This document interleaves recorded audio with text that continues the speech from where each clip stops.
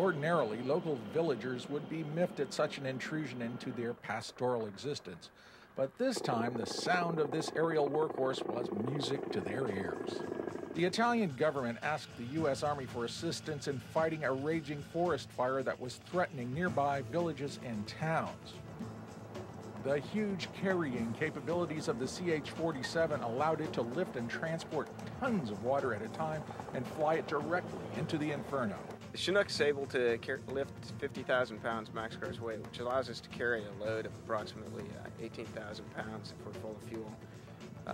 It's able to carry it rather rapidly, and it's pretty versatile. We can load up to can have a Humvee inside, vehicles, internal loads, anything internal almost, and we're able to carry a lot of things externally also.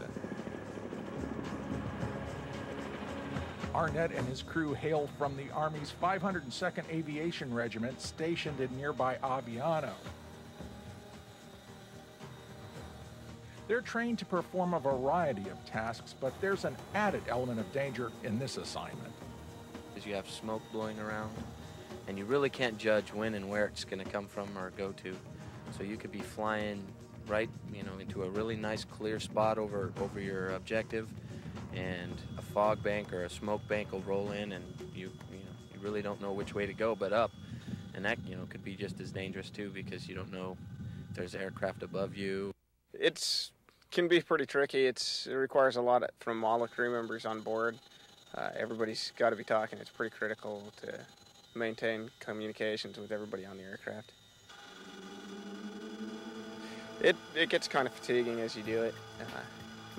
Like I said, there's a lot of communications external, what with the fixed wing and the other rotary wing aircraft in there. We have to talk to them, plus we have to talk to each other, and plus we're talking to one other person that's controlling everything, so it gets pretty hectic at times.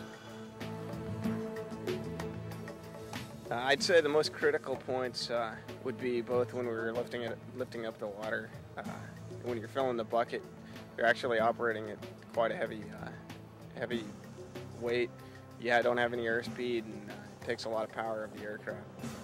And then when we turn in to go final into drop, we have to be on the lookout for other aircraft, as well as finding the fire, finding the hot spots, and where they want us to drop. And a lot of times we can lose that the visual ID on everything really fast. The aircraft actually, it requires 4 personnel. Normally it requires 3 personnel, 2 pilots and a flight engineer. And the flight engineer's job in the back is just to maintain that the aircraft stays in a flyable status. Anything that goes out of the ordinary, the flight engineer is there to make sure that the aircraft flies properly. The bucket, any external loads or internal loads requires extra sets of eyes or extra care.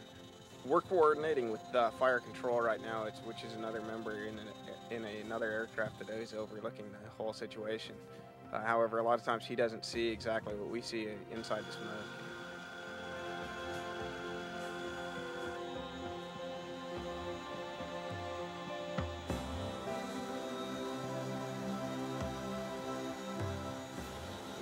It's grueling work, but crew members gain satisfaction knowing they're helping the people of their host country and gaining goodwill for the U.S. Armed Forces in Europe. It makes me feel proud. I enjoy being here, and the Italians are pretty friendly. They're very accepting to us, and every now and then we get instead of making noise over them, we actually can help them out.